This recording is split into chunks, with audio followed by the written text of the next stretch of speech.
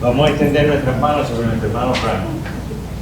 Padre, aquí tienes a tu hijo, obediente a tu palabra, esperando que tú lo llenes, Señor, de tu Santo Espíritu. Por eso te pedimos, Señor, que esta noche tú le des una doble porción de tu Santo Espíritu. Prepara nuestros corazones para al recibir tu palabra, Señor, podamos dar fruto del 100 por uno. Por esto, Padre, te lo estamos pidiendo en el nombre de Jesús, por intercesión de María, nuestra Madre, y en el poder del Espíritu Santo. Amén. Bueno, muy buenas noches. Buenas noches. No creo que ha venido nadie nuevo hoy por primera vez.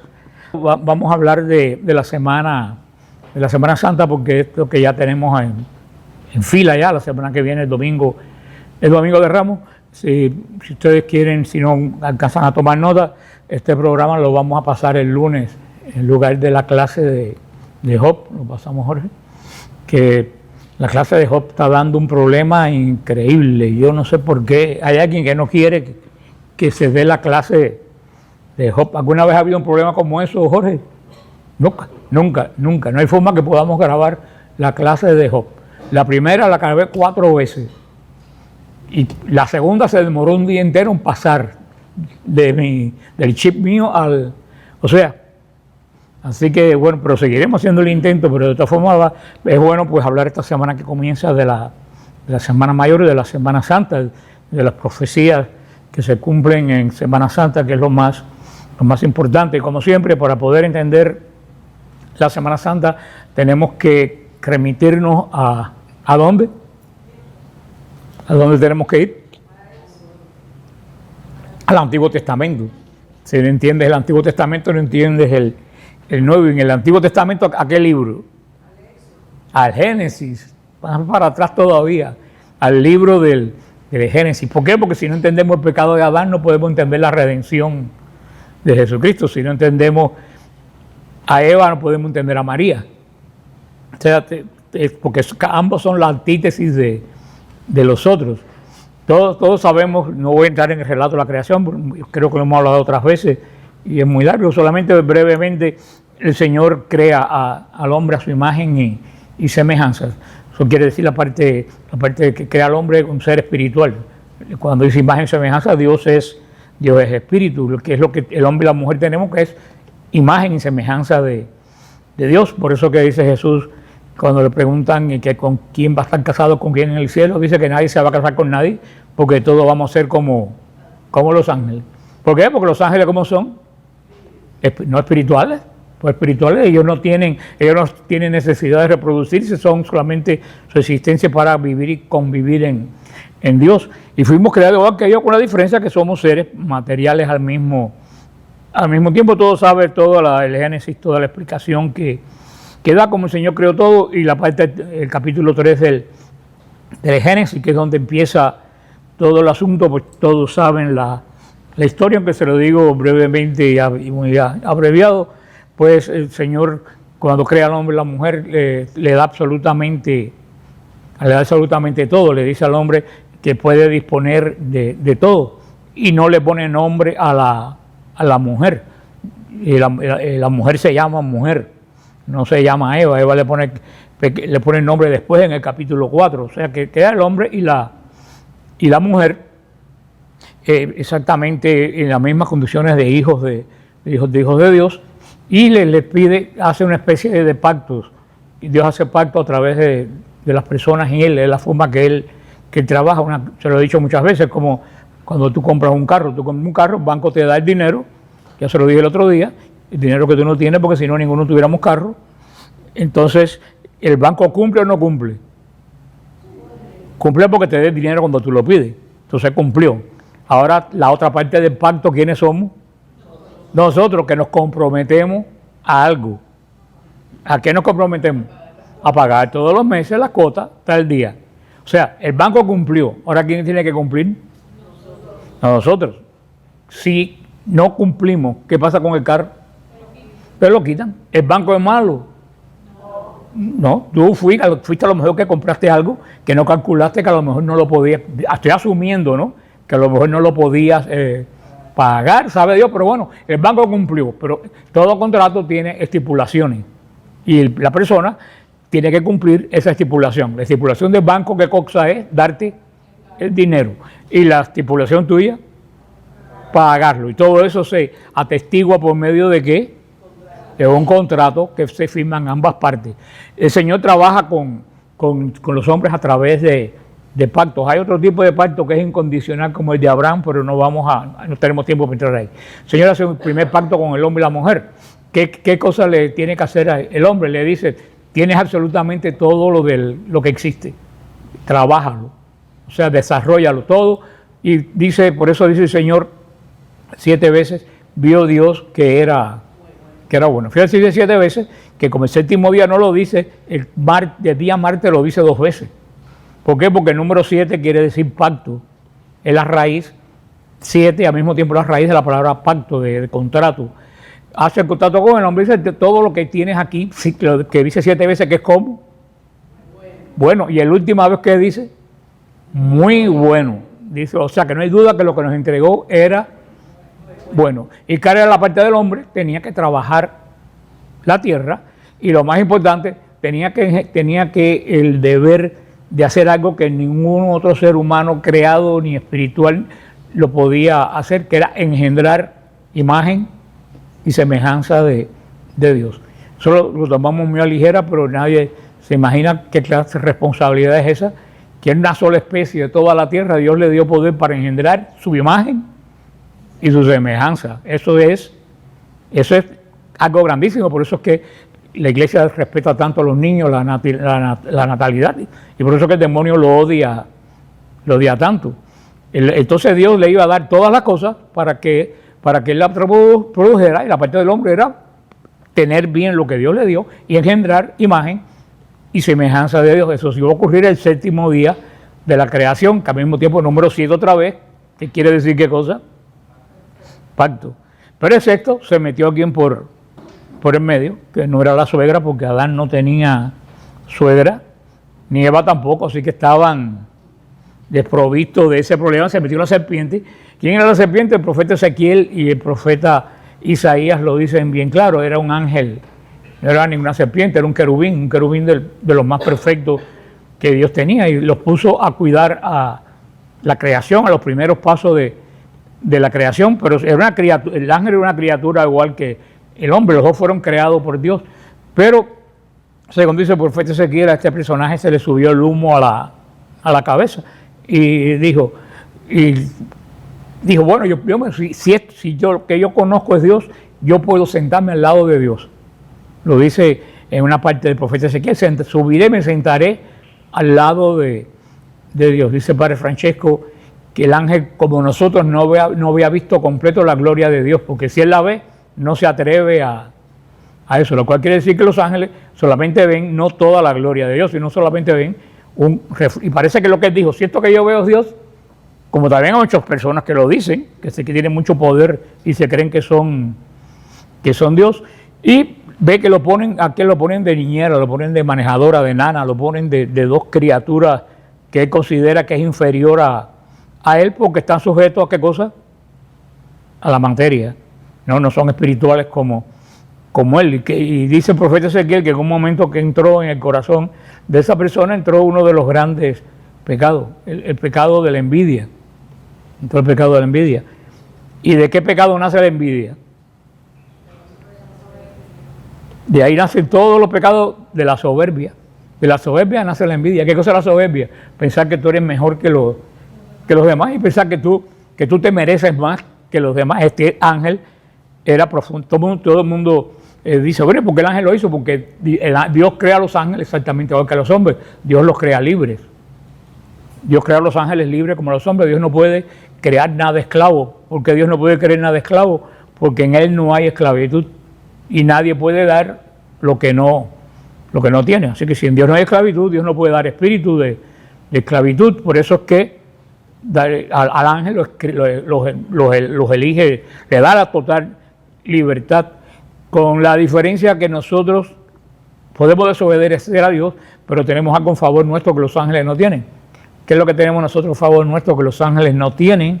El tiempo. Yo peco ahora, yo me puedo arrepentir mañana, me puedo arrepentir de aquí a un mes. En la eternidad no hay mañana, ni hay pasado, es un continuo presente.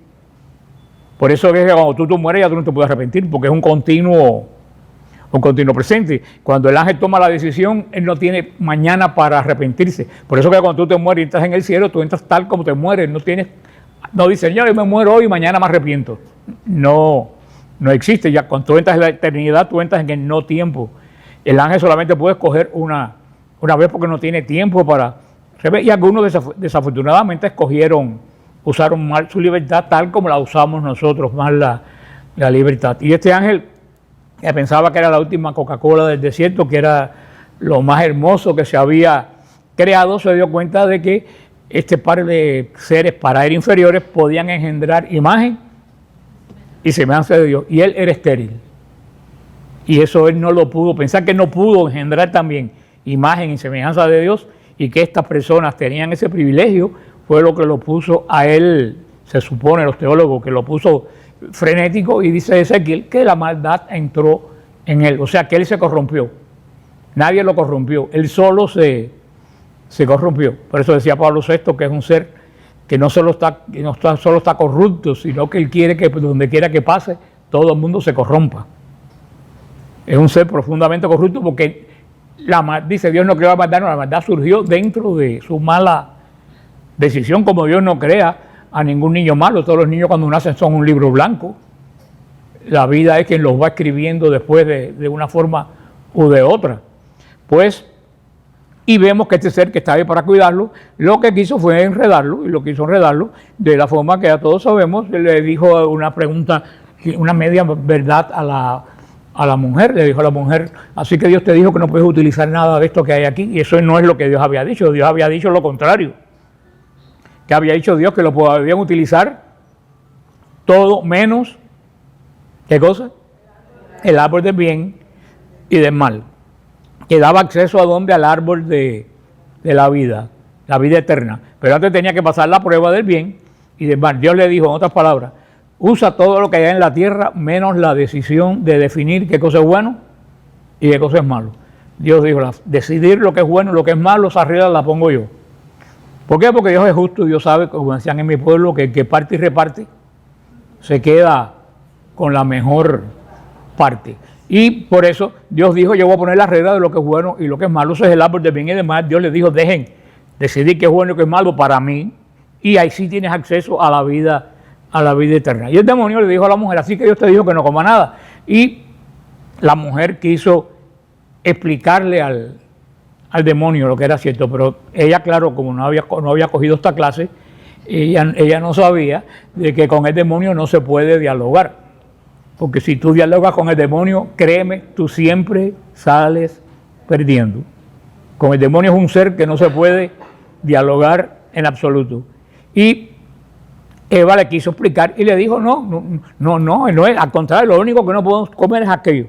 Y dice el padre Francesco que posiblemente el demonio no sabía qué es lo que había estado prohibido, que fue Eva quien se lo dijo. Le dijo, mira, aquello es lo que no podemos. Así que dijo, ajá. Y entonces fue cuando le dijo una serie de medias mentiras y medias verdades. Le dijo, Dios no quiere que tú comas esto porque eres malo, porque el día que tú comas como esto vas a ser exactamente como él, todo eso lo que sabemos. Y la mujer, pum, se lo comió. ¿Por qué se dirigió a la mujer? Se lo he dicho un montón de veces, porque entre el hombre y la mujer, el demonio odia más a la mujer que al hombre. ¿Y por qué Dios odia porque el demonio odia a la mujer más que el hombre? Precisamente por lo que él envidia del ser humano, que él envidia del ser humano. No poder engendrar imagen y semejanza de Dios. Y la mujer quien engendra, porque los hombres tienen una participación bastante rápida y limitada. De una célula en 9 meses hay un ser humano con ojos, pestañas, imagen y semejanza de Dios. Eso es un milagro que nadie se pone a dar cuenta de la clase de milagro que es eso. Y eso desde el principio, ¿qué cosa es? Imagen. Por eso él odia profundamente a la mujer y odia profundamente a los niños por nacer, porque les recuerdan su gran fracaso a ambos. Y bueno, pues todos sabemos que la mujer dice que vio que era bueno y se lo comió. Y por ahí empezó el El pecado empieza por la vista. La fe entra por oír, pero el pecado empieza por... Fíjate que dice que la mujer primero miró, vio que era bueno. Entonces después decidió, Dios me dijo que no, pero a mí me gustó, me lo como. Así funciona todos los pecados. Tú miras algo, sabes algo, te gusta, después tú sabes que Dios te dice que no, después tú decides lo como, no lo como, lo haces. Fíjate que el ritmo del pecado desde Adán y Eva hasta ahora es la misma dinámica, es exactamente la misma dinámica. Dice que cuando comió se le abrieron los ojos, se dio cuenta que al contrario, que lo que le había dicho el demonio, al contrario, no tenía absolutamente nada, que todo lo que tenía lo había perdido. Por eso dice el Génesis en ese poema tan bello, en esa revelación de Génesis, dice que se vieron desnudos. Esto no tiene que ver nada con sexualidad, quiere decir que se dieron cuenta que todo lo que tenían lo habían perdido porque no era de ellos, estaban absolutamente sin nada. De ahí en adelante todo lo que necesitaban lo iban a tener que zapatear con trabajo. Y viene 3.15, cuando vienen las consecuencias, que no es castigo. 3.15 Dios no castiga, corrige.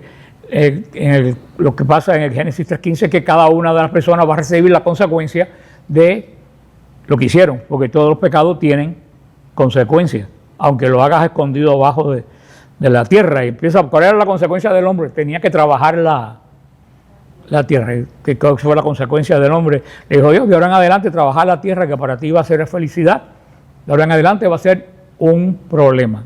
Te va a costar trabajo trabajar. Cuando yo trabajaba, todos los lunes me acordaba de Adán. Porque el trabajo no es pecado. Pecado es que después del pecado, el trabajo, en vez de ser para nosotros hubiera sido pecado, una felicidad, se convierte en una carga. Cualquier tipo de trabajo se convierte a la larga en por bueno que sea, se convierte, hasta trabaja con las monjas angélicas de yo no sé dónde, se convierte en una carga. Después viene la mujer. ¿Cuál era la función de la mujer? Engendrar imagen de Dios. ¿Y qué le dijo? Con dolor lo vas a parir. Esa imagen de Dios te va a costar a ti, antes que iba a ser una felicidad, porque ahí no se refiere solamente al dolor de parto, se refiere a que, por algún motivo, todas las madres, hasta que el hijo se muera de 90 años, le sigue dando trabajo. Y eso todas las madres lo saben, que aunque tenga 70 años, la madre sigue sufriendo por el hijo. Eso es lo que dice, que esta imagen de Dios si hubiera sido perfecto, imagínate si todo el mundo fuera perfecto, ¿cómo hubiera sido? No, pues tú le dijo, los hijos que son imagen de Dios te van a dar dolores de parto. Y a la otra, ¿cuál era el otro? Pensaba que iba a ser exactamente igual a Dios, y que le dijo, vas a caer a lo más bajo de la tierra, vas a arrastrarte o sea, no quiere decir que va a andar como una culebra, quiere decir que de lo más alto que estaba, va a caer al estado más bajo de todo lo creado. Ahí se podía haber acabado el asunto, Dios podía haber destruido la humanidad y haberle hecho nuevo, lo que fuera, no sabemos cómo era el plan de Dios, pero viene la promesa, Génesis 3.15, y viene el protoevangelio, el primer evangelio, la primera buena noticia. Le da una noticia y dice, la cosa no se acaba ahí. Dice, si por una mujer empezó el lío, por una mujer se va a acabar el lío.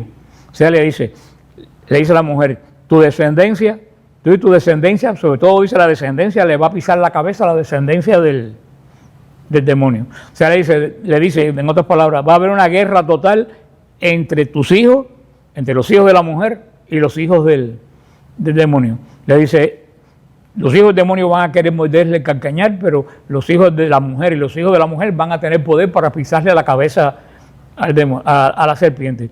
Cuando uno le pisa la cabeza a la serpiente, quiere decir que le quita todo poder. Si ustedes ven cuando la serpiente en la televisión la agarran por aquí atrás, ya la serpiente no puede hacer nada. Eso es lo que quiere decir, que los hijos de la mujer van a dejar a los hijos del demonio, del ángel caído, lo van a dejar totalmente destruido. Y a partir de ahí comienza todo el plan de la salvación. Dios tiene que venir a habitar, a arreglar lo que desarregló, porque todo se creó a través de Cristo. Lo dice Génesis. Y dijo Dios que era, y según dice Dios, las cosas van apareciendo. Para nosotros decir es un sonido, para Dios, la palabra de Dios, ¿quién es? Cristo. Por eso cuando dice, para lo que nosotros sonido, cuando dice Dios aquí en la Trinidad, es Cristo. Todo se creó, lo dice San Pablo, a través de Cristo. Si no es Cristo, a través de la segunda persona, a través del Hijo. Si todo se crea a través de la segunda persona, ¿quién tiene que venir a arreglar lo que se desarregló? El mismo que lo creó. Si tú le compras un aire acondicionado a yo no sé quién y se te rompe, quien viene a arreglártelo es aquel que tú tienes garantía que te puso el aire. Si todo se hizo a través de la segunda persona, ¿quién tiene que venir a arreglar lo que se deshizo? La segunda persona. ¿Y qué camino por misterio de Dios descubrió la segunda persona? Pues venir a hacerse uno exactamente igual que nosotros. Porque a partir de ahí, créanlo o no, el hombre se convirtió en un extraño para Dios. ¿Por qué se convirtió en un extraño para Dios? Porque Dios conoce el pecado. No, Dios conoce el sufrimiento. En absoluto. O sea, ahora este ser humano sufre por la ausencia de Dios porque el hombre perdió la gracia. El hombre fue creado lleno de gracia, perdió toda la gracia, se quedó sin una gota de gracia. Y a partir de ese momento, todas estas cosas que el hombre va a sufrir, consecuencias del pecado, Dios, siendo Dios, no lo puede entender porque en Dios no hay nada de maldad, no hay nada de dolor, no puede. Entonces, ¿qué es lo que va a hacer? ¿Qué es lo que va a hacer el mismo que lo hizo? Lo va a venir a hacer igual que uno de los que él creó para saber cómo sufren la gente después de la consecuencia del pecado, para poder entender al hombre, porque Dios, a partir de ese momento, el hombre se vuelve totalmente extraño para Dios. Yo se lo he explicado ahora, no se lo voy a explicar porque es muy largo el cuento del espejo. Cuando Dios mira al hombre, lo ve como cuando nosotros nos vemos en los espejos de la feria, que es nuestra imagen lo que se ve, pero se ve totalmente distorsionada. Tú no te puedes reconocer en un espejo de eso de feria.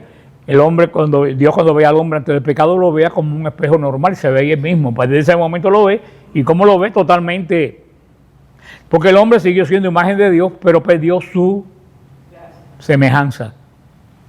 ¿Y qué cosa es lo que hace la semejanza de Dios con el hombre? Lo que dijo Lucía, la gracia. La gracia es lo que hace al hombre semejante a Dios. ¿Y qué le sucede al hombre? Perdió la gracia. Al perder la gracia, ¿cómo se puso el espejo? Dios lo mira y no puede reconocer. Ustedes se miran en un espejo de feria. ¿Ustedes se reconocen ustedes? No, se ven largos, se ven gordos con la cabeza chiquita. No hay forma que ustedes se puedan peinar ni pintar los labios delante de un... Así le pasó a Dios, vaya, un ejemplo, ¿no? Con el hombre, y viene a partir de ahí el demonio sabe que tiene un gran problema. No sabe cómo hacer la cosa, pero sabe que tiene una gran enemiga. ¿Quién es esa enemiga? Una mujer. Una mujer, porque es el único dato que le dio el Señor. Enemistad pondré entre ti y la mujer, entre su simiente y la suya. Entonces Dios para nacer necesita un pueblo, y Dios se crea un pueblo. Ya todos sabemos cómo Dios se crea el pueblo hebreo. Dios tiene paciencia. Dios no quería un pueblo que estuviera hecho, porque todo lo que Dios usa tiene que ser nuevo. Nadie lo puede haber usado. Dios se montó en un burro que nunca nadie había montado. Fue puesto en una tumba que nunca nadie había usado. Nació de una mujer que nunca nadie había usado. Y Él no quiso un pueblo usado, Él se creó un pueblo. Para crear un pueblo, escogió, ustedes saben a quién, a Abraham.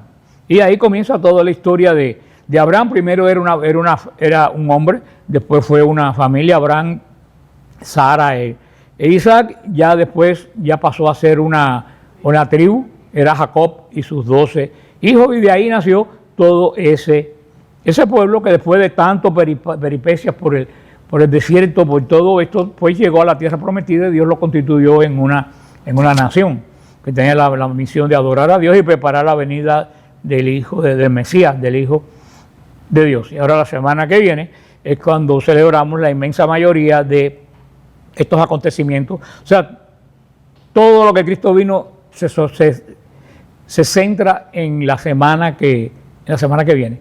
Es decir, que el Evangelio de Juan, sobre todo, y otros evangelios, hablan más de toda la Semana Santa que el resto de las cosas que hizo Cristo. Pues donde empezamos nosotros por la entrada triunfal en Jerusalén, el domingo de Ramos. Para entender el domingo de Ramos tenemos que ir a la familia de Jacob. Jacob, llamado después de Israel, tenía 12 hijos.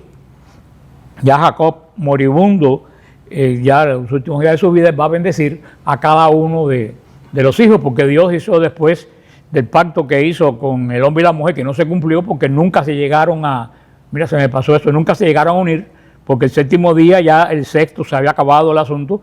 Dice que después Adán se unió con su mujer y le puso a la mujer Eva, después del pecado. Eva quiere decir madre, pero se lo puso después del pecado. Antes del pecado Eva no tenía nombre. ¿Cómo se llamaba?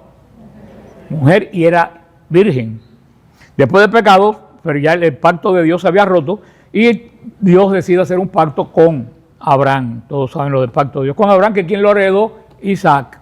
Y después de Isaac, de una forma truculenta, pero ¿quién lo heredó? Jacob. Y ahora Jacob tiene 12 muchachos y ahora él va a entregar el pacto. Y el mayor, que era Rubén, que Rubén era un poco enrevesado, parece que eso se hereda, vamos a decirlo. Después que quiera buscar el chisme que hizo Rubén, que perdió la primogenitura, se la dio a Judá. Dice Génesis 49, 8. Parece que esto lo van a tener también el lunes que viene. Dice Génesis 49, 8. Judá, te alabarán tus hermanos, tu mano en la cerviz de tus enemigos. Los hijos de tu padre se inclinarán a ti. Cachorro de león eres Judá. De la presa subiste, hijo mío, se encorvó, se echó como león, así como león viejo. ¿Quién lo despertará?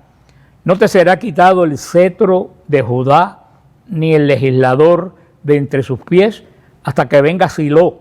A él congregarán los pueblos y atará a la vid su pollino. Silo quiere decir, en esta versión antigua que yo busqué de la Vulgata, es el Mesías. O sea, ¿qué es la promesa? Le da el pacto que tenía de Abraham, se lo da ¿a quién? A Judá. Y le da la promesa a Judá que cuando el Mesías venga, él va a estar presente. Vaya, no el hijo, te digo su línea de descendencia. Y le dice dos cosas, dice, no te será quitado el cetro de la mano ni la corona de la cabeza. Aquí dice el legislador entre los pies, pero es la corona entre la cabeza. ¿Qué quiere decir? Judá recibió la ley, que es el cetro, y el gobierno civil, que es la corona. De los dos hermanos, ¿quién la iba a tener? Judá. Ahora viene el asunto que esta herencia de la alianza, del pacto con Abraham, no era para los 12. ¿Para quién era? Para Judá. Los otros hermanos compartían la alianza si se mantenían unidos a Judá, porque era el que tenía, ¿qué cosa? La promesa de estar presente cuando viniera el Mesías. Cuando después de Salomón, saben la historia, las otras 10 tribus se hicieron un reino aparte en el norte y se separaron de Jerusalén. ¿Qué fue lo que perdieron? La promesa y el pacto lo perdieron, porque la promesa no era para ellos. El templo que ellos hicieron no tuvo ningún sentido. La promesa era para Judá. Así que los otros perdieron la promesa y Judá, como tenía la promesa, fue a Babilonia, deportado como todo el mundo, pero cuando a la hora de regresar, los únicos que regresaron fue la tribu de Judá. A los otros no les interesó regresar, por lo que hemos explicado ya. ¿Por qué regresó Judá? Porque tenía que estar presente cuando llegara el Mesías. Esa era su función. Y llegó ese día. Pero el profeta, pariente de Olguita y Fernando, el profeta Zacarías 9:9, dice, alégrate, hija de Sión, grita de alegría, hija de Jerusalén. Mira que tu rey viene a ti, justo, salvador y humilde, y viene montado en un asno, en un pollino, cría de asna. O sea, ya el profeta Zacarías había anunciado que el Mesías iba a entrar montado en un asno, en un burrito de Simora, en un asno. ¿Y por qué en un asno? Los reyes de Israel, cuando perdían las victorias, entraban montados en un caballo, pero cuando ganaban la victoria, venían montados en un asno, en un burro, que era signo de paz. Cuando veían llegar al rey, si venían un caballo, decían, la cosa está mala. Si lo ven que venían montados en un asno, que generalmente era blanco, quería decir, vienen montados en un animal de paz. O sea, el asno no puede correr, no puede huir de nadie, quiere decir que el rey venía como relax. Había ganado. Por eso mucha gente cuando leen el Evangelio piensan que Cristo entró en un asno como signo de de humildad, y no, entró con un asno como signo de rey.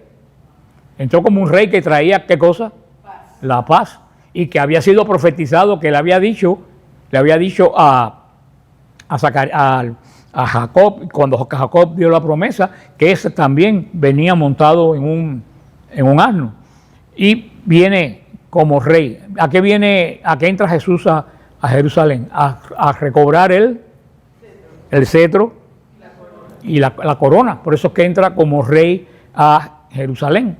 Y siempre todos los ejércitos, todos los reyes que entraban a Jerusalén, que venían a conquistar a Jerusalén, ¿a dónde siempre se dirigían y lo destruían? Al templo.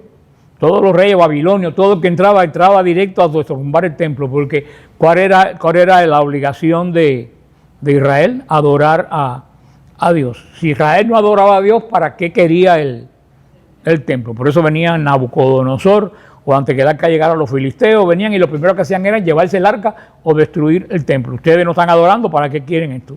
Y este rey de la paz, Cristo montado en el asno, ¿para dónde va directito? Para el templo. ¿Lo derrumba? No, pero ¿qué hace? Lo purifica, bota a todos los ladrones que estaban vendiendo cosas en el templo que no lo podían hacer. Eso estaba totalmente prohibido. O sea, tú ves cómo hace lo mismo. Todos los reyes venían y destruían el templo porque no adoraban. Este viene y estaban adorando, pero lo destruyen porque estaban ¿cómo?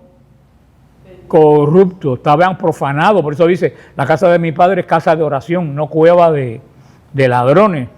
Y y por eso la gente, cuando ve a Jesús montado en un burro, entrando a Jerusalén, ¿de qué se acuerdan? De la profecía de Jacob a Judá. El Mesías viene montado en un asno. ¿Y cómo le dan una bienvenida de qué? De rey. Le dan una bienvenida de rey, precisamente porque vieron la idea de Jesús. Por eso cuando los reyes entraban le tiraban las capas para que pasara el animal por encima, y por eso que le dan ese encuentro. También cogen palmas, como hacían en la fiesta de los Anna Rabá, cuando el agua de Siloé la llevaban al templo, que era símbolo, el agua del Mesías que llegaba al templo. Se le dan ese tipo de entrada, y entra Jesús a Jerusalén, no humilde como dicen, sino viene montado en un burro para cumplir ¿qué cosa? Las profecías. Un rey justo, salvador y manso, no viene en son de guerra. Pero también hay otro acontecimiento el domingo de Ramos. 4 días antes de la Pascua entraban a todos los corderos que iban a ser sacrificados el día de la Pascua.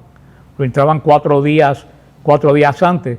¿Para qué? Porque el cordero de la Pascua tenía que cumplir las 4 condiciones, las 3 condiciones que pone el Señor en el Génesis, en el Éxodo. Porque en el Éxodo sí ya viene la fiesta de la liberación. Israel sabe por todo lo que pasó. Israel, para convertirse en una nación, tenía que ser libre, y el Señor lo libera de la esclavitud de Egipto. ¿Qué noche? La noche de la Pascua.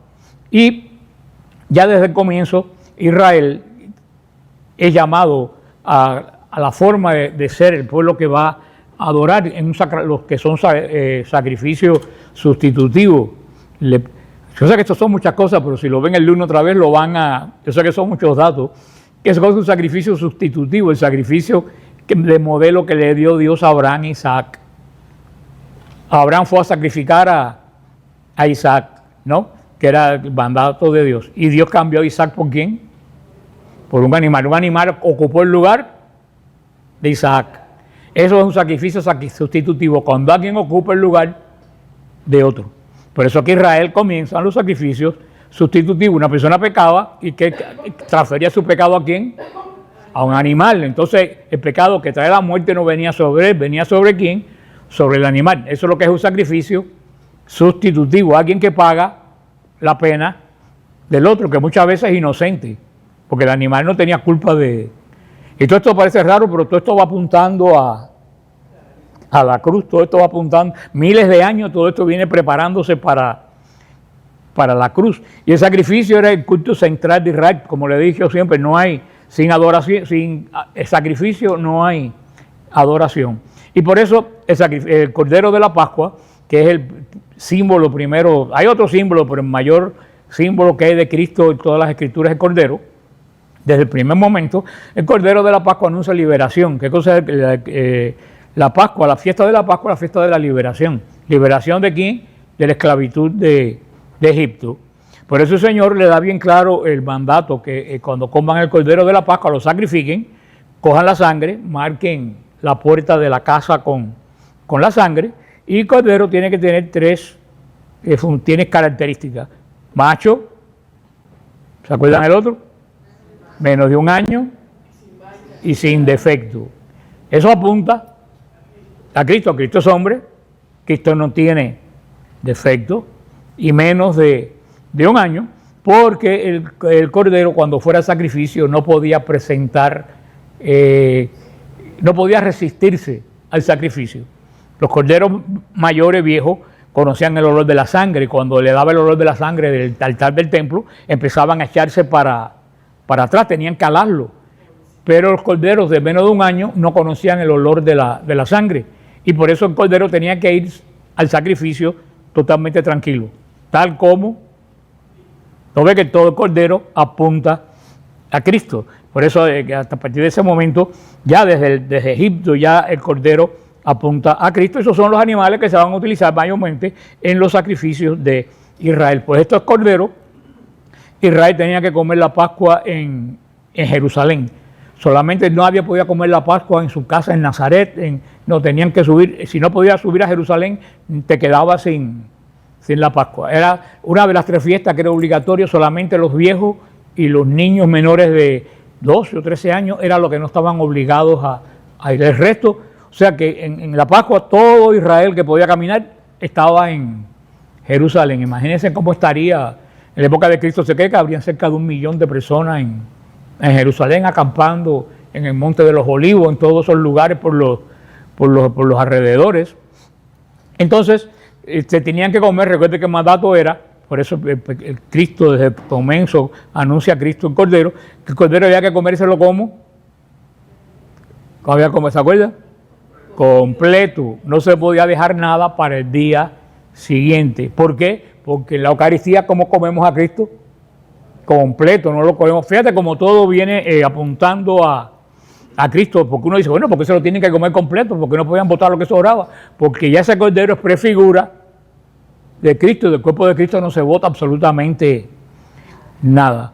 Por eso el cordero, decía la ley, que si una familia pequeña se podían unir 2 o 3 familias para que no quedara nada del cordero.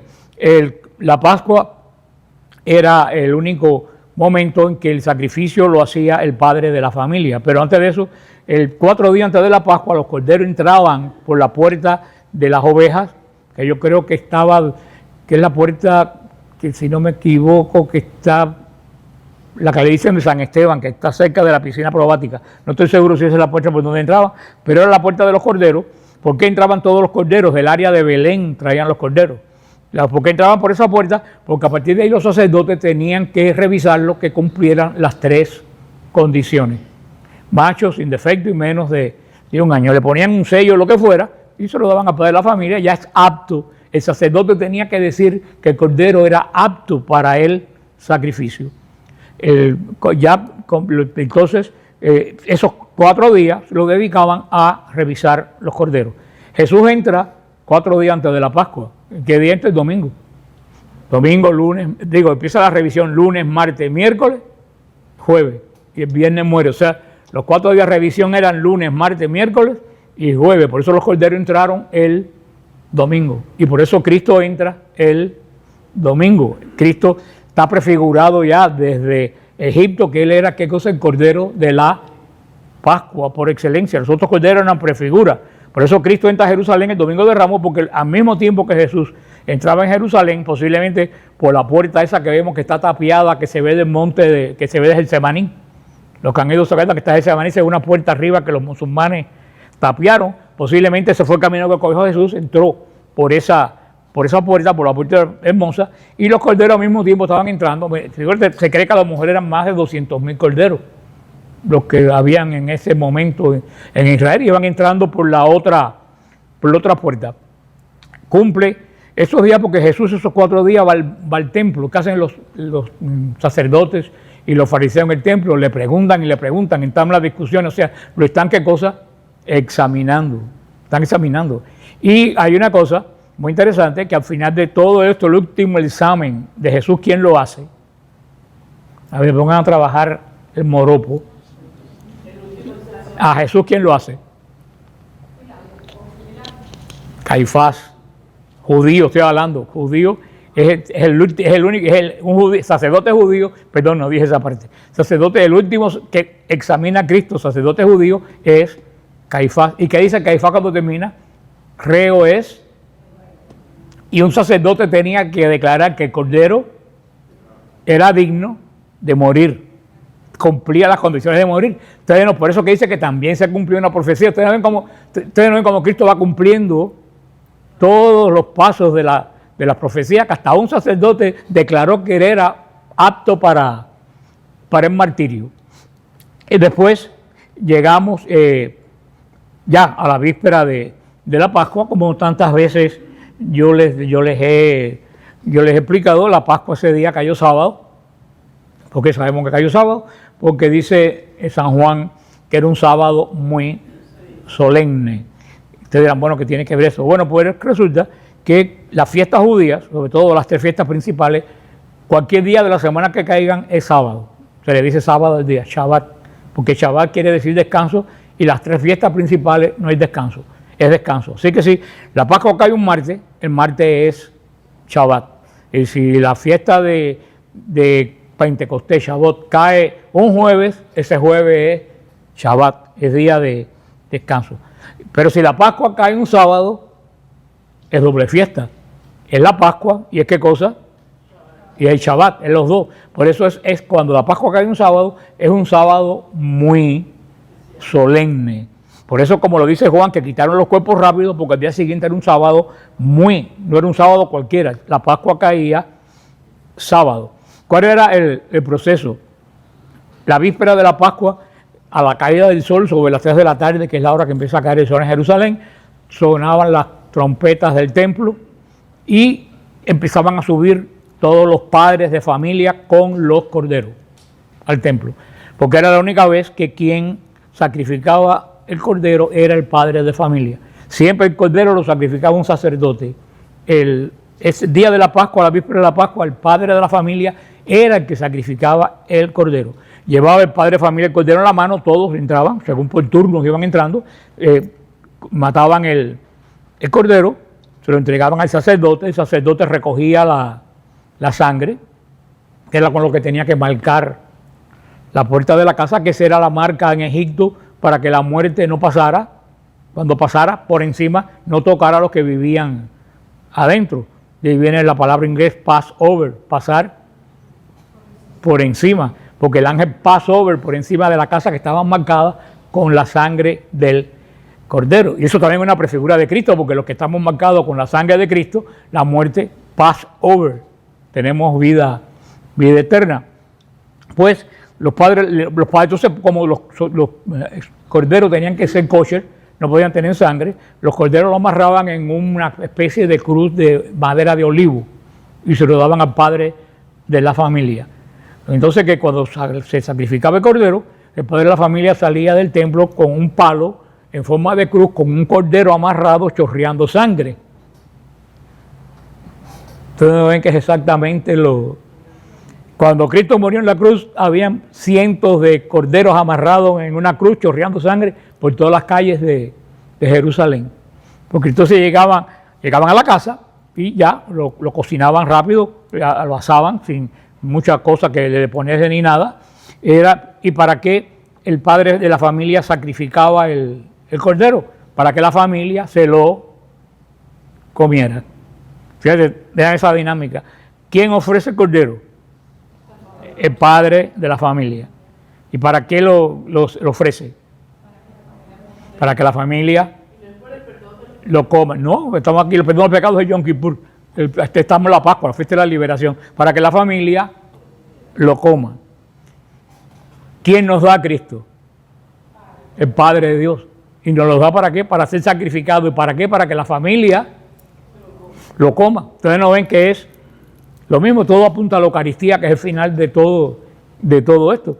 Los padres de familia ofrecían el cordero de la Pascua para ser sacrificado, recordando que ellos son libres ya, y la familia se lo comía. Dios Padre entrega a Cristo, que lo anuncia. Por eso es que Juan lo anuncia como Cordero de Dios. Ese nombre, Cordero de Dios, no es un nombre que se usa en la Biblia para nadie. Nadie ha sido llamado Cordero en la Biblia, solamente para Cristo. Por eso cuando Juan dijo, ahí está el Cordero de Dios, que es la primera vez que lo presenta, la gente se sorprendería al ver que no era ningún cordero, que era un hombre. Diría, cordero es el de la Pascua, el cordero que da Dios.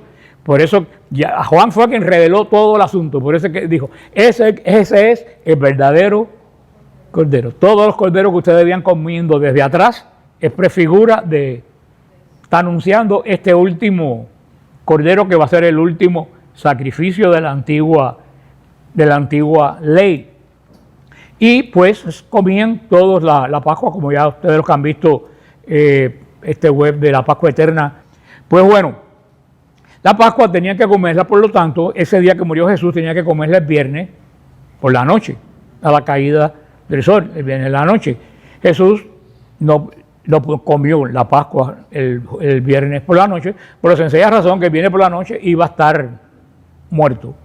Luego entonces Jesús adelanta la Pascua porque hay una ley, la Mishnah, la ley oral, que dice que si tú no puedes celebrar la Pascua, el día de la Pascua, la puedes celebrar antes o después, pero tienes que celebrarla sí o sí.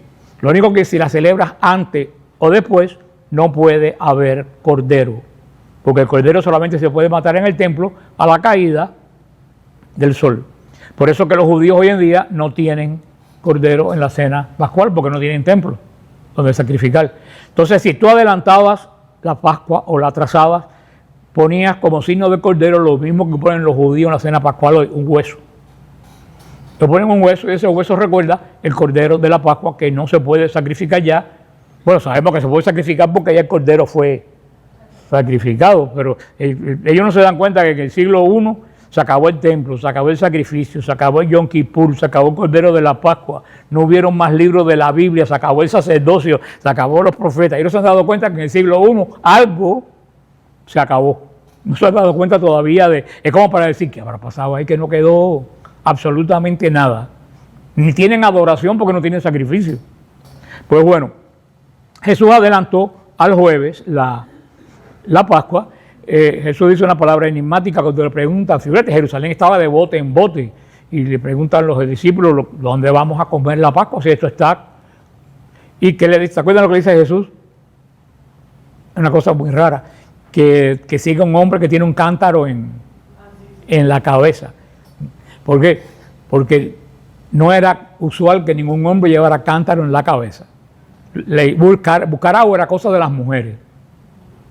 O sea, parece que Jesús conocía, o sea, era la familia de Marco donde Jesús comió la Pascua. Parece que Jesús sabía que en esa casa quien iba a buscarla por algún momento, los únicos que podían llevar agua en la cabeza eran los esenios, que eran vírgenes. Los esenios no practicaban el celibato, por eso los únicos que podían cargar agua. Parece que Jesús sabía que la familia de Marco, quien cargaba el agua era por eso le dijo, cuando se encuentre el hombre con la cántaro, y díganle que el maestro va a comer la Pascua en ese lugar. Llega el jueves, el día de la Pascua. Todos ustedes saben lo que sucedió, que lo hemos hablado varias veces en la Pascua Eterna.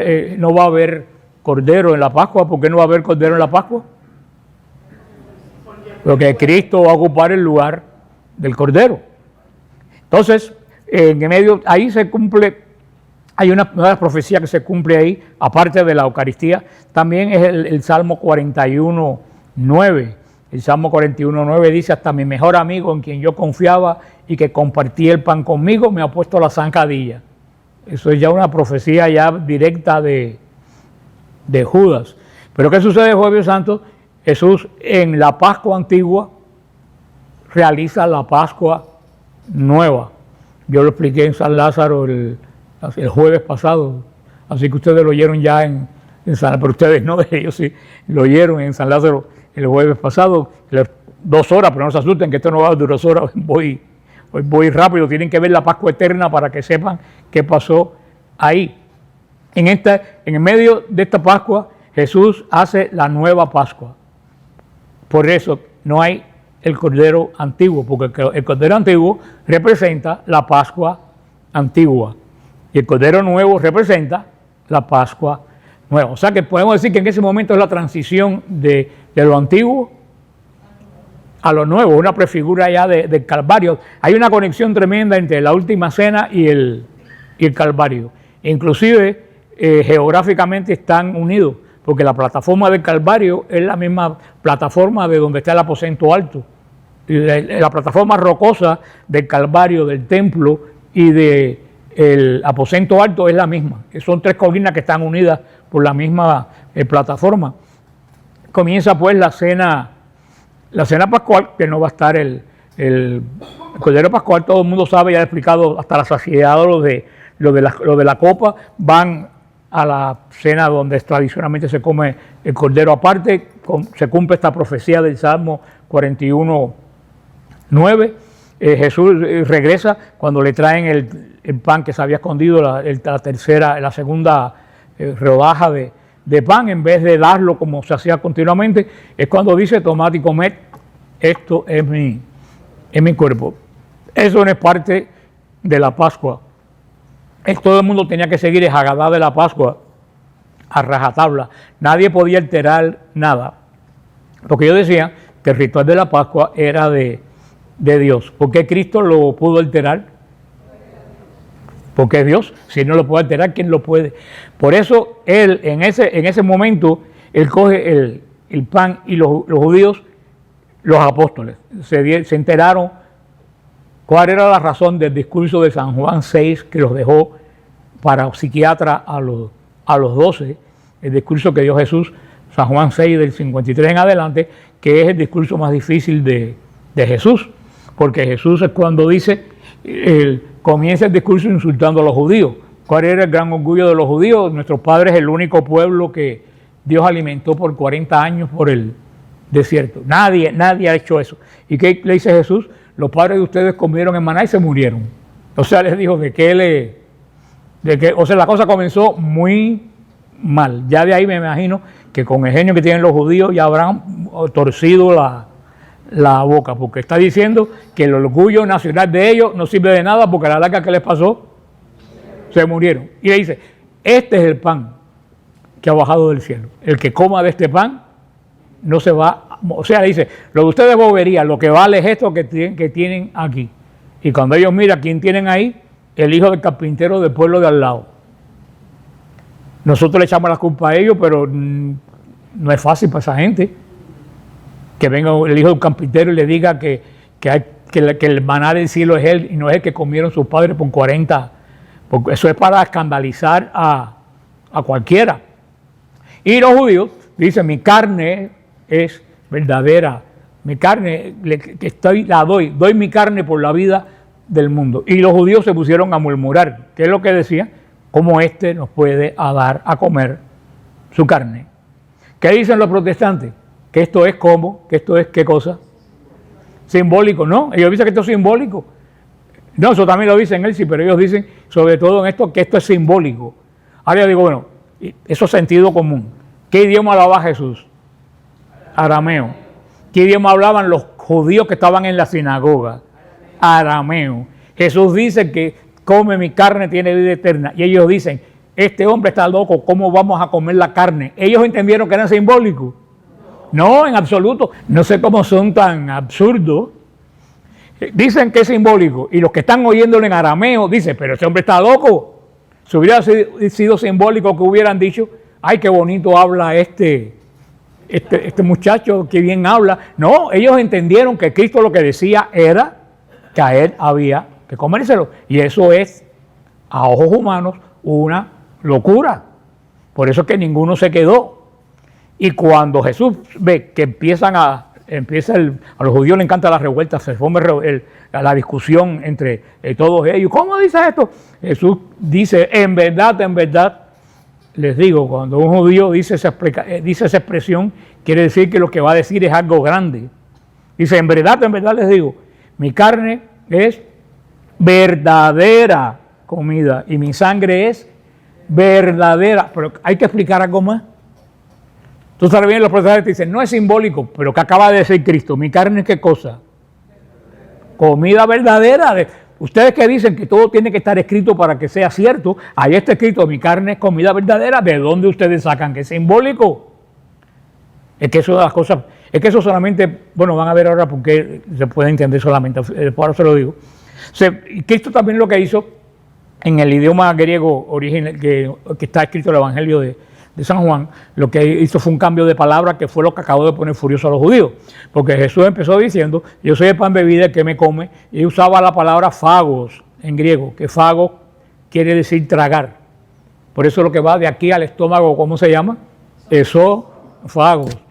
Fagos quiere decir tragar. Jesús usó la palabra fago, y tragar se puede utilizar tanto físicamente como simbólicamente. Como cuando tú te fajas con alguien y le dices, ¿qué? ¿Tú me vas a tragar? Fago se puede utilizar en esas dos cosas, pero cuando los judíos se ponen a discutir, Jesús dice, mi carne es verdadera comida, el que come mi carne, y no usa fago, usa la palabra trogos, y trogos quiere decir masticar. O sea, Jesús lo dijo, quien no mastica mi carne no tiene vida eterna, y ahí fue cuando se formó la debacle. Vuelvo a decir, esto suena simbólico por algún lado. Ante esto la actitud es de los judíos de Cafarnaúm, porque todos se fueron y le prohibieron entrar a la sinagoga más a Jesús, que es cuando se empezó a reunir al frente en la casa de la suegra de Pedro, que vamos todos los años cuando visitamos Israel. Los expulsaron de la sinagoga, ahí Jesús perdió todos sus seguidores. Y cuando Jesús salió, se encontró a los apóstoles, que estarían más perdidos que Adán y Eva el día de las madres, ¿ves? Afuera, y Cristo se dirigió a ellos, ¿y qué les dijo? ¿Ustedes se van o se quedan? Fíjate, Jesús no le explicó, Jesús no le dijo, cuando Jesús habló esa parábola de que las aves, se tira la semilla y las aves la comen, Cristo se lo explicó después, dijo, el camino son los corazones, ahí Jesús no le explicó, ¿qué le dijo? ¿Ustedes se quedan o se van? ¿Y qué contestó Pedro? ¿A dónde vamos a ir? Tú solo tienes palabra de vida eterna. En otras palabras, ¿qué le dijo Pedro? No entendemos nada, pero si tú lo dices, de alguna forma yo lo creo, no hay otra. Y ahora, ¿quiénes se van a enterar cuál era el misterio de comer el cuerpo de la carne de Cristo? Los que se quedaron. Los que se fueron, nunca se enteraron. Y así pasa en la Iglesia Católica, o en los cristianos. Una parte de los cristianos actúa como los judíos, dice ese hombre, porque yo digo, ante lo que dijo Jesús, nada más que hay dos opciones, o está loco, o es verdad lo que dijo y no lo entendemos. Hay otra opción. Los protestantes que se van, tú sabes lo que están diciendo, que está loco, que quiso decir lo que no dijo fue lo que quiso decir. Nosotros nos quedamos como los apóstoles, no entendemos nada, pero si él lo dijo, de alguna forma tiene que ser. ¿Y cuándo se enteran ellos? En la última cena, cuando Jesús dice, esto es mi cuerpo que va a ser comido por ustedes. Y ellos se enteran ahí que no es de la forma que ellos pensaban. Que ellos pensaban era que uno se iba a comer el dedo gordo, el otro se iba a comer una mano, el otro una oreja. Sí, es lo que en la mente, si tú dices que si no comes mi cuerpo, eso es lo primero que te viene a la mente, ¿no? Que te lo baja. Se enteraron que se van a comer a Cristo verdaderamente, pero de una forma misteriosa, que es la Eucaristía. Cristo está presente y comemos a Cristo, pero ¿de qué forma? Sacramentum quiere decir misterio.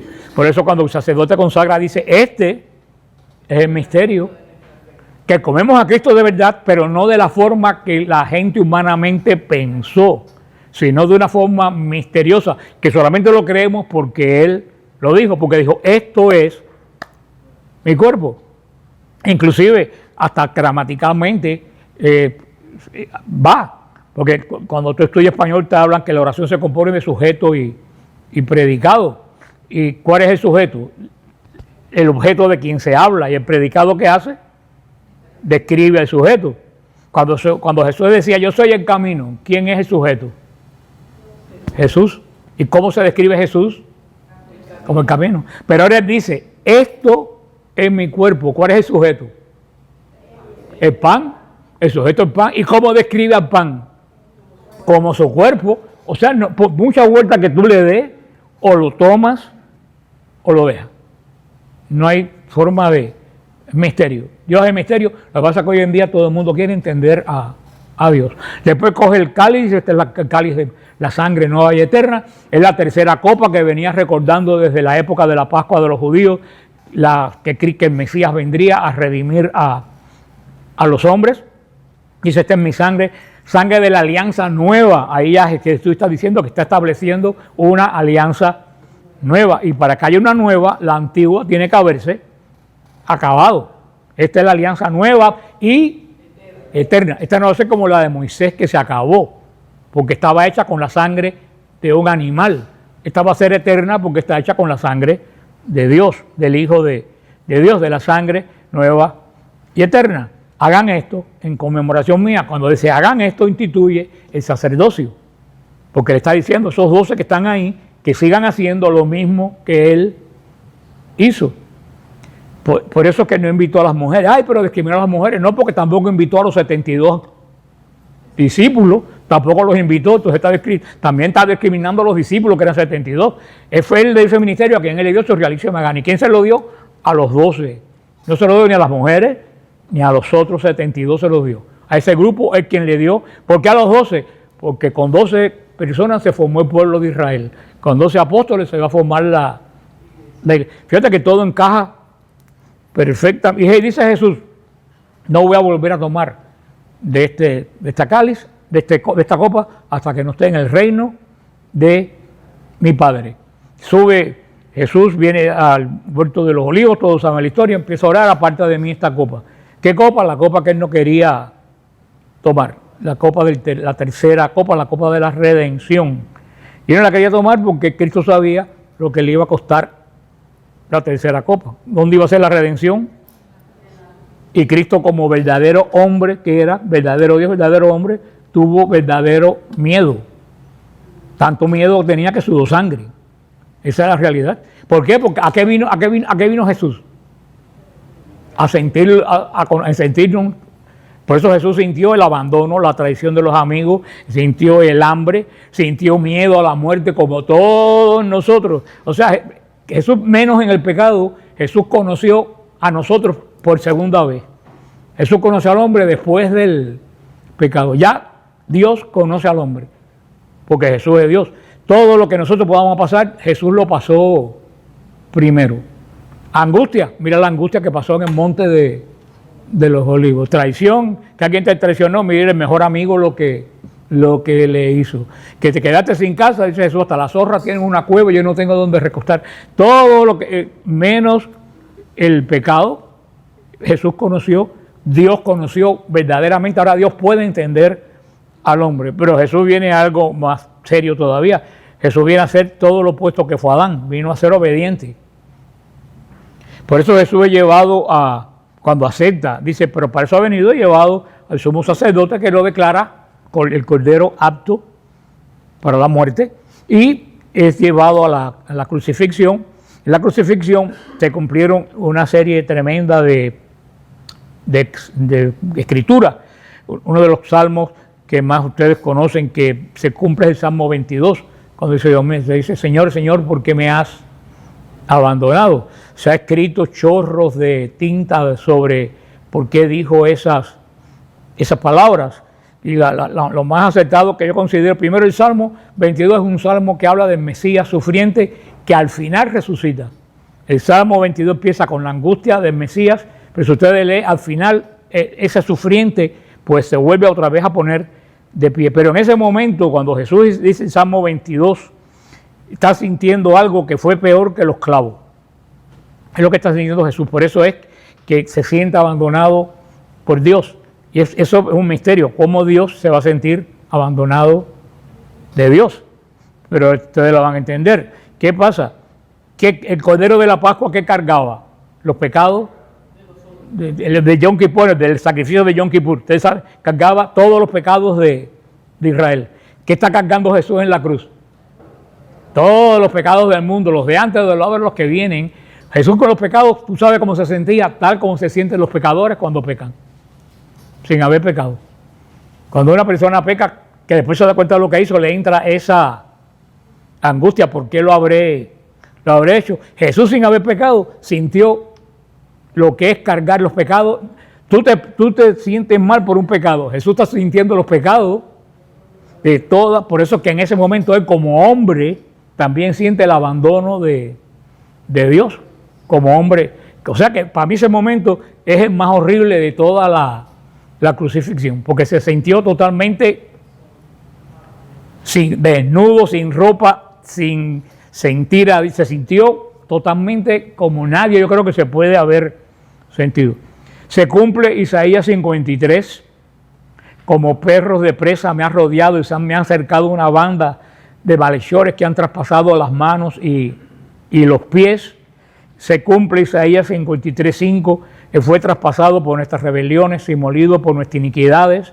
Sobre él recayó el castigo, precio de nuestra paz, y gracias a sus heridas hemos sido sanados. Fíjate, todas esas profecías, la flagelación y la corona de espina, Isaías 56, que dice, Isaías 56, ofrecí mi espada a los que me golpeaban en mis mejillas, a los que me arrancaban la barba, entre la burla y los escupitajos no escondí mi rostro. Isaías 53 profetiza que aun siendo inocente va a morir entre culpables. Isaías 53:9 profetiza que va a morir que sin haber cometido violencia alguna ni haber engaño en su boca, va a morir entre malhechores. Salmo 22, 7 al 8 dice: cuando me ven se ríen de mí, lanzan insultos, menean la cabeza y dicen: este confió en el Señor, porque el Señor lo ponga a salvo. Eso es lo mismo que le dijeron los judíos que estaban abajo. Sintió, ya le dije, el Salmo 22, sintió el Salmo 69, 21, la sed. Dice: en mi comida pusieron hiel, para calmar mi sed me dieron vinagre. Salmo 69, 21. En Jesús, las últimas palabras que dice el Salmo 31, 5, que es el justo que encuentra la luz, que dice: en tus manos encomiendo mi espíritu, líbrame, Señor Dios de la verdad. El profeta pariente en esto, Zacarías 12:10, dice que también habla, que dice que van a lamentar por aquel que traspasaron. O sea, ustedes ven qué cantidad de profecías se cumplen el viernes y Viernes Santo. Y cuando Jesús pues llega a la cruz, que ya ve que ya todo se ha cumplido, lo último que le quedaba, ya Jesús no tenía nada, no tenía ni ropa, que es lo único que le quedaba, aparte de la vida. La madre. La única pertenencia que tenía Jesús aparte de la vida era la madre, porque ya no tenía absolutamente nada. Y por eso se despoja hasta de la madre. Por eso que le dice a Juan: ahí tienes a tu madre. Hijo, ahí tienes, mujer, ahí tienes a tu hijo. Y es curioso que ahí el Señor no le dice a María madre. ¿Cómo le dice? Mujer. Y los protestantes dicen: bueno, ¿cómo es posible si Jesús despreció a María? Digo, pero hay que tener la mente sucia para pensar que amó a las prostitutas y a los ladrones, desprecia a la madre. Hay que tener una mente enferma para pensar eso. Ahí, cuando buscan en la Biblia de ustedes, mujer está con M mayúscula. Porque ¿cuál fue la profecía? Los hijos de la mujer te van a pisar la cabeza, te van a quitar, te van a derrotar. Madre le puso a Adán a Eva después del pecado. Eva quiere decir madre. Eva, cuando el pecado, ¿cómo se llamaba? Mujer. ¿Y qué característica era? Era obediente y era virgen. Madre, Eva, era desobediente y ya no era virgen. Por eso que Jesús llama a María mujer con M mayúscula, diciendo, ahí el demonio se enteró del problema que tenía, porque le dijo: la mujer de Génesis 3:15 es esa que está, pero ya era un poco tarde para el demonio para cambiar los planes. Le dijo: esa es la mujer. Por eso es que dicen mujer. La gente cree que Jesús dejó a María para que Juan la cuidara. No. Si Jesús hubiera querido que Juan cuidara a María, ¿quién se hubiera dirigido? A Juan, ¿no? Oye, cuida. No, María lo deja como madre de Juan, porque en ese momento María se constituye en madre de la iglesia, en madre de los creyentes, porque Juan ahí, hasta para los protestantes, es el prototipo de los creyentes. El creyente que permanece al pie de la cruz firme hasta no más. Y cuando Jesús dice, en tu mano entrego mi espíritu, todo se cumplió. ¿Qué se cumplió? Toda la antigua alianza, todos los libros de la Biblia, el culto del templo, todo, porque toda la antigua alianza apuntaba a Cristo. Y ahora viene, ya nos queda solamente el Domingo Ramos, que es cortito, así que no se desesperen. Y ahora viene la pregunta que me han hecho un millón de veces. ¿Se murió Dios o no se murió Dios en la cruz? Y viene la gran pregunta. ¿Murió Dios o no murió Dios en la cruz? ¿Pero murió o no murió? Y entonces el mundo se quedó sin Dios. Ajá, ahí es donde vienes. Ahí es donde viene Jesús como Dios murió. Jesús como Dios murió como la segunda persona de la Santísima Trinidad. Jesús murió como hombre, pero Dios, que es eterno, no murió, porque Dios, ¿qué cosa es? ¿Carne o espíritu? ¿Y el Espíritu de Cristo murió? No, fue ¿a dónde? A predicar a las almas que estaban en carne. O sea que ese es el dilema. ¿Murió como hombre? Sí, murió como hombre, porque la carne de él murió. Pero Dios en sí, el concepto de Dios, no puede morir porque es eterno. Y Dios, ¿qué cosa es espíritu? ¿Qué cosa es Cristo? ¿A qué cosa fue a predicar? El espíritu, que es Dios. No sé, ¿entiende lo que le estoy diciendo? Por eso que sí murió Cristo, segunda persona de la Trinidad, en la carne como todo hombre. Pero no murió en el espíritu, como nosotros tampoco morimos en el espíritu. Porque cuando nosotros no morimos, nuestro espíritu va con Dios o va al otro lugar. O sea que si tenemos que decir que murió, sí. Como hombre, sí murió. Ahora, Dios no puede morir, por lo tanto, el Espíritu de Cristo no muere. Y ahí se acaba todo el Antiguo Testamento, se rasga el templo, ya ustedes saben, y no lo voy a explicar, no se asusten, todos saben cómo en ese momento, cuando se rasga el templo, pasa la adoración del templo de Jerusalén al cielo, y Cristo se constituye en nuestro sumo y eterno sacerdote, y ahora la adoración está en el cielo y de ahí baja a la misa. El sábado, pasa el sábado en el sepulcro, Cristo no se pasó el sábado mirando el reloj a ver si llegaba dice San Pedro en unas palabras un poco conflictivas, que Jesús fue al lugar de los muertos a predicar el evangelio a las almas que estaban cautivas. Ahí, dice segunda de Pedro. Todas las almas de los que morían antes de Cristo no podían ir al cielo, porque el cielo estaba cerrado por el pecado. El hombre no adquirió la vida eterna. El hombre no adquiere la vida eterna hasta que Cristo muere, la gloria. Por eso todas las personas que morían iban a donde, a lo que hemos llamado seno de Abraham, que la Biblia llama el lugar de los muertos. Ahí fue donde fue Lázaro, Epulón, toda esta historia. Ahí estaban los profetas, ahí estaba hasta nuestra abuela Eva, estaba todo el mundo, estaba en ese lugar de los muertos. Ahora, Cristo predicó una buena noticia, pero los muertos no oyeron la buena noticia.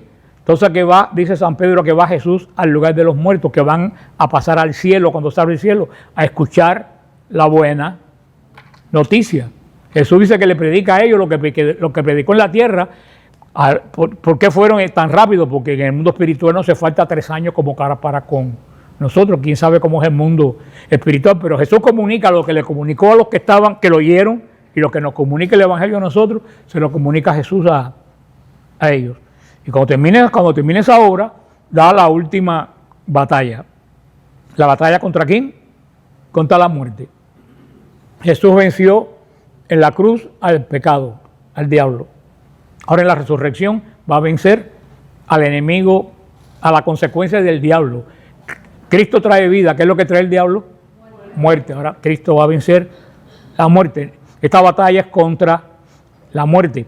Las personas dicen que son 3 días, y vos podés decir, estamos hablando, todo la Biblia está lleno de simbolismo, todo está hablando de simbolismo. Cristo nunca dijo que iba a resucitar a las 72 horas, dijo que iba a resucitar al 3er día.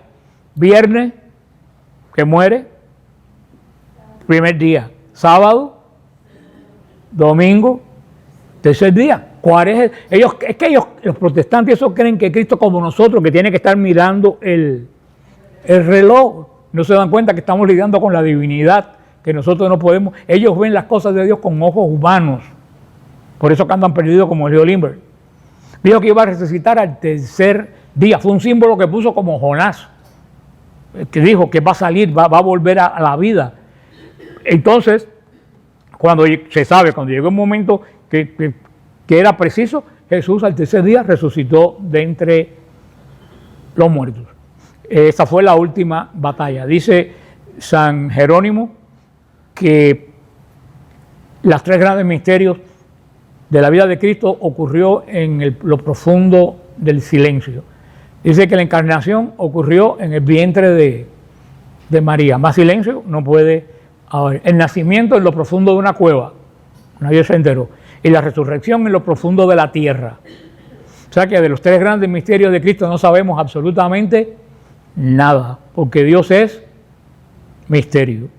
Ahora, sí estaba leyendo el otro día, ahora, claro, como siempre, yo lo fui a buscar. Cuando tú vas a buscar algo en el internet que encuentras casualmente, después más nunca lo puedes volver a encontrar.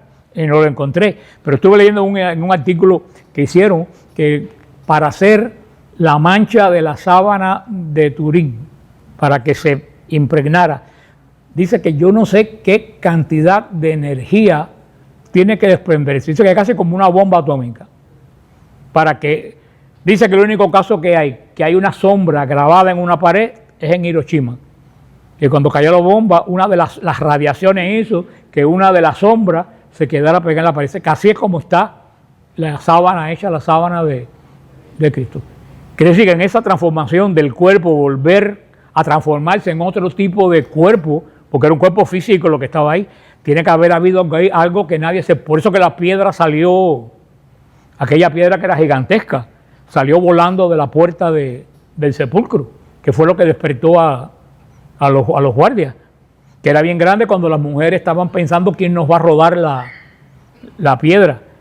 Pues eso ocurre en la madrugada. Ahora lo importante, y ya con esto terminamos, lo importante es que Cristo resucita cumpliendo otra profecía. Es la fiesta de las primicias, que se llama Bicurín, la fiesta del Bicurín, que se celebra el 8º día de la Pascua. Dice Levítico 23:9, habló el Señor a Moisés diciendo, habla a los hijos de Israel y diles, cuando hayáis entrado en la tierra que yo os doy y seguéis su mies, traeréis al sacerdote una gavilla por primicia de los primeros frutos de vuestra siega. El sacerdote mecerá la gavilla delante del Señor, para que seáis aceptos. El día siguiente del día de reposo, Shabbat de la Pascua, la mecerá. Y el día que ofrezcas la gavilla, ofreceréis un cordero de 1 año sin defecto en holocausto al Señor. Su ofrenda aquí sigue explicando todo. ¿Qué era la fiesta? El 8º día de la Pascua, y el 8º día, o sea, la Pascua se comió, y al día siguiente se cortaba la primera gavilla de la cebada en Galilea. Y esa primera hornada de, no sé cómo se llama, cuando tú coges la hoz y una gavilla, la traían al templo, y ya al amanecer el sacerdote levantaba los primeros frutos que se habían cortado y lo ofrecía a Dios y la mecía. Esa era la ofrenda se llamaba la ofrenda de los primeros frutos, la fiesta del Bicurín. A partir de ahí se empezaba a contar 50 días y se celebraba ¿qué cosa? Pentecostés, que era cuando se recogía la cosecha completa. Fíjate que esto es muy importante. Este día presentaban ¿qué cosa? La primera cosecha, lo primero que cortaban, el primero copo, y el Pentecostés, lo último ya, el término, todo lo que se había cosechado. Jesús resucita, la fiesta del Bicurín. O sea, quiere decir, ¿y qué es lo que dice toda la Escritura? Toda la Escritura dice que Jesús es el primogénito de todo, de los hombres, es el primero de todo. ¿Qué se ofrecía ese día? Lo primero de todo. Y Jesús se llama primero de los muertos, primero de los resucitados, primero de los hijos de los hombres. Y no solo eso, Jesús ese día que Jesús resucita, se abre el cielo ¿para quién? Para todos los que le había. Es el fruto de ¿qué? Es el primer fruto de la redención. Todos los que habían muerto, cuando Jesús resucita, entran. Por eso dice que se ven algunos en la ciudad santa, dice que los vieron. Cuando Jesús resucita, todos los que estaban en el Seol esperando la resurrección, este día, son presentados a Dios por Cristo. Ese es el primer fruto de la obra de Cristo. Pero para que el sacerdote presentara todo esto ante Dios, nadie lo podía tocar desde antes de la Pascua. Por eso que cuando la María de Magdala lo va a tocar, ¿qué le dice Cristo? No me toques, que no he subido a mi Padre. Todavía no había hecho la obra de presentar a los que estaban cautivos a Dios. Fíjate cómo todo encaja. Cristo como sumo sacerdote no dejó que lo tocaran, porque el sumo sacerdote nadie lo podía tocar. Y ahí comienza los 50 días, y que se presenta en Pentecostés toda la cosecha. ¿Qué cosa es Pentecostés? El Espíritu Santo, que va a cosechar el resto de los creyentes hasta el final de los tiempos. Ven cómo todas las profecías encajan de una forma que yo lo decía en San Lázaro el otro día, ni con una computadora se puede armar todas estas profecías una detrás de la otra, que concuerdan perfectamente. Y esto lo tenemos hace 2000 años escrito. Eso es todo lo que celebramos en esta Semana Santa. Acuérdense que tenemos el viaje al jubileo, del 20 al 30 de mayo. Tenemos una peregrinación a Israel con el padre Rabasi, del 7 al 17 de noviembre, con el padre Rabasi. Y tenemos nuestra peregrinación a Israel de Siloé en marzo, que vamos a ir a un lugar que nadie va. No lo debía decir porque ahora la gente empieza a ir. Porque cuando yo empiezo en un lugar, la gente empieza a ir atrás. Vamos a ir a la tumba de San Lázaro, que está en Chipre. Así que en marzo vamos a ir a Israel, y Chipre está a 2 horas en avión. Vamos a ir a Chipre, por supuesto vamos a ver a todo Chipre, que dice que es precioso, pero ahí es donde está enterrado San Lázaro, el amigo, porque la tumba que está en Israel es donde él resucitó. Pero él se volvió a morir después, como todo el mundo, y está enterrado. Por eso me dicen, yo estuve en la tumba de Lázaro. Digo, sí, estuviste en la tumba de Lázaro vacía, donde Cristo lo resucitó. Sí, por eso yo no bajo hoy, porque los árabes son unos ladrones. Te dejan bajar y después te piden $1 para subir. Y a lo mejor ya subieron la tarifa. Así que por eso yo no he vuelto a bajar. Sí, te cobran $1 para... Yo no sé cuánto era, hace 15 años era $1. Te compran $1 por una escalera que mete miedo. Y cuando llegas abajo para subir, te dicen, no, otro $1. Tú no me dijiste eso. Ah, bueno, pues te quedas abajo. Y no es por el dólar, es que no me da la gana que me engañen. Porque si me dice son $2, yo le doy los 2. ¿Qué son los $2? Pero esos trucos árabes a mí no me... Además que son musulmanes, no son cristianos. Esa tumba era de la iglesia, y ellos recogieron la tumba de Lázaro y hicieron una mezquita arriba. Por eso que ellos cobran para... Antes se podía entrar de la iglesia de Betania, se podía entrar a la tumba, y ellos cerraron. Pues entonces ya saben, todo lo que tenemos de viaje, tenemos el website nuestro nuevo de viaje, se llama peregrinacionessiloe.com. Ahí está absolutamente toda la información habida y por haber. Peregrinaciones Siloé, con 2 S, Peregrinaciones Siloé, unido, pero 2 S en el medio. Peregrinaciones Siloé, ahí está absolutamente. No está lo de marzo porque todavía no lo hemos concretado. Milde está trabajando en eso, pero está lo de jubileo y lo de la peregrinación con el padre Rabasi, Santiago Alarcón, que está también allá. Como no hemos demorado tanto, no vamos a hacer las completas, solamente vamos a saludar a la Virgen con el resto de la salve. Dios te salve, Reina y Madre de misericordia, vida y dulzura y esperanza nuestra. Dios te salve, a ti llamamos los desterrados hijos de Eva, a ti suspiramos, gimiendo y llorando en este valle de lágrimas. Ea pues, Señora, abogada nuestra, vuelva a nosotros esos tus ojos misericordiosos, y después de este destierro muéstranos a Jesús, fruto bendito de tu vientre. Oh clementísima, oh piadosa, oh dulce Virgen María, ruega por nosotros, Santa Madre de Dios, para que seamos dignos de alcanzar las promesas del Señor Jesucristo. Santa María de Jesús crucificado. Bueno, que tengan una feliz Pascua y nos vemos el segundo martes de mayo.